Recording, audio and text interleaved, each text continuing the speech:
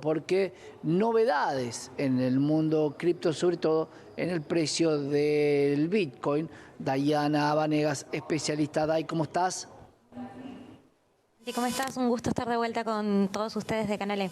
Hola Day, bueno, contame, ¿qué pasó? ¿Cuál es el driver para que Bitcoin vuelva a tener un sendero alcista después de las grandes caídas que habíamos visto?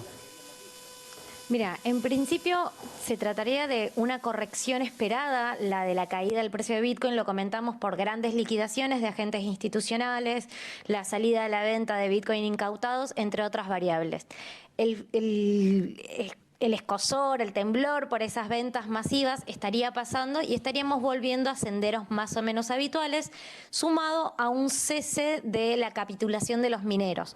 O sea, digamos que la minería se empezó a ajustar y las empresas también a la nueva dificultad de Bitcoin post-halving y se estarían estabilizando las condiciones para comenzar o para dar seguimiento a este ciclo alcista. La corrección en la última semana ha sido casi de un 11%, un 10,77%, y ahora, si bien muchos de los bitcoiners están contentos con esta alza de precio, otro porcentaje de los inversores, los que jugaron a shortear, se acercan a una zona de peligro porque si Bitcoin toca los $68.000, va a haber liquidaciones masivas casi por $1,5 billones,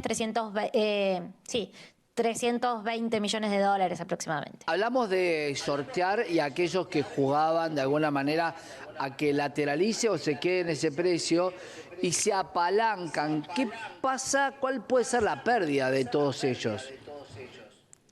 La pérdida, pues bueno, no poder devolver los activos al estar a un precio muchísimo más elevado, la cantidad de dólares que tienen que poner para compensar esos créditos que tomaron en satoshis se aumentan y ahí es donde se van a empezar el cierre de posiciones y las liquidaciones. Actualmente toda la tendencia hace prever un panorama alcista, veremos qué está pasando con esto. Es cierto que también se empezaron a detener un poco ventas masivas a nivel institucional y también los ETF recuperaron volúmenes anteriores a esta caída, entonces estamos viendo ahí qué pasa. Una novedad que se está dando este ciclo, que no habíamos tenido antes, es que pese al ajuste de la dificultad de Bitcoin y a la caída de lo que se conoce como el hash rate, que digamos es la dificultad o el consumo eléctrico que hay para la minería de Bitcoin, para las fábricas de Bitcoin. Pese a que todo esto se apagó casi un 7%, por primera vez en la historia las acciones de las empresas de minería en el mercado de Estados Unidos subieron por encima de los incentivos de la minería per se.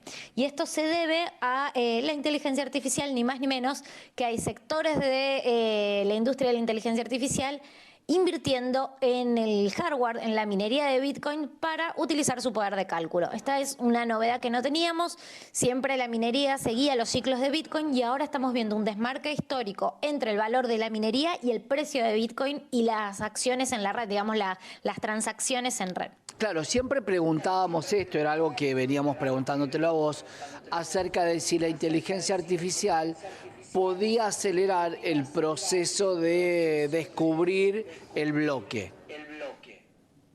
Bueno, a ver, en eso hay avances, hay investigaciones, está todo muy verde, hay algunos experimentos. Lo que sí, la novedad concreta en este caso no es tanto a nivel tecnológico y a nivel avance científico, sino es una apuesta concreta de los inversores a la infraestructura de Bitcoin. Lo que está diciendo el mercado es, esa infraestructura, esas computadoras, ese poder de procesamiento de cálculo que tiene Bitcoin, también me sirve para procesar inteligencia artificial.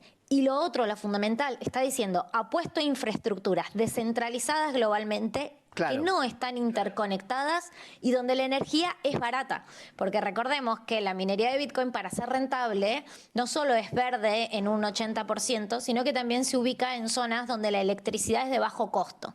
Y que los contratos de los mineros ya tienen garantizado el aprovisionamiento de energía por años. Entonces, es un buen deal para el mercado y las empresas de minería de Bitcoin que están asentadas en Estados Unidos vieron un incremento de sus acciones superior al 20%. Dai, la venta en corto para lo que tiene que ver ETF, ¿está habilitada también?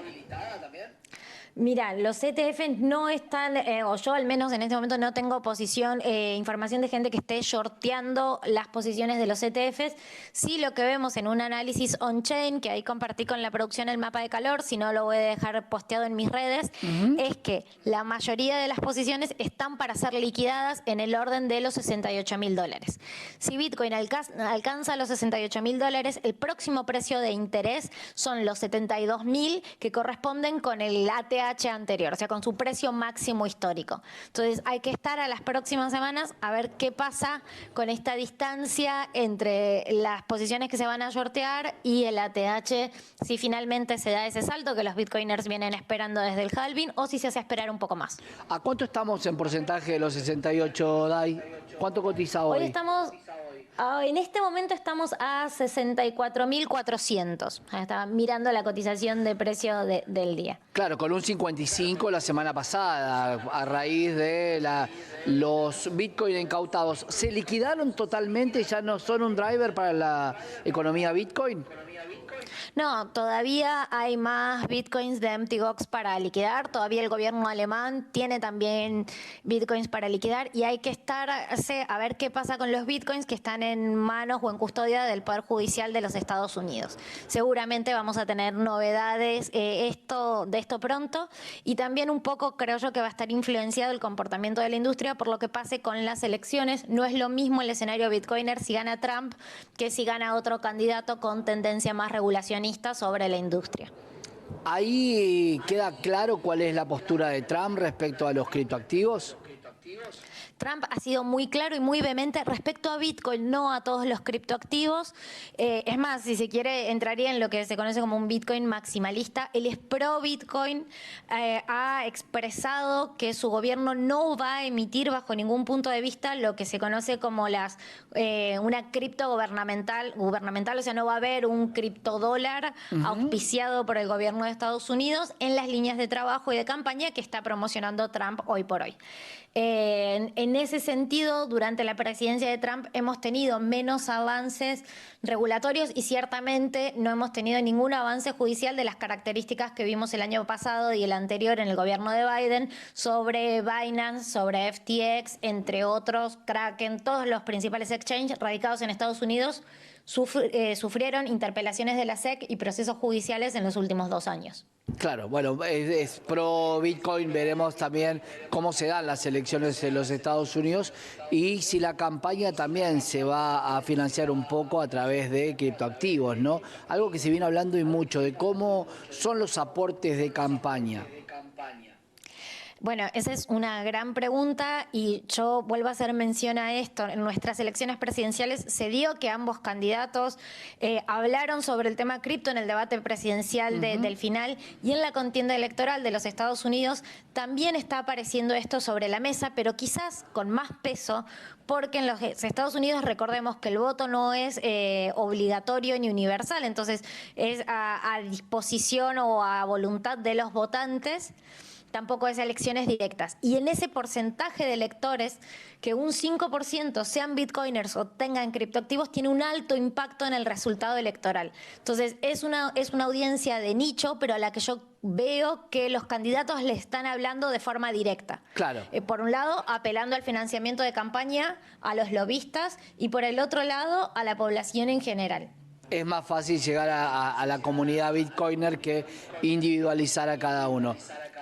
Tiene un interés directo, grande y marcado y, claro. Y es un porcentaje que además, por las características demográficas en las que se da la adopción de Bitcoin, son formadores de opinión y tienen cierto poder de influencia sobre las comunidades. Así que para los candidatos está siendo una audiencia obligatoria. Dai, gracias por estar con nosotros como siempre y traernos las novedades de la criptomoneda.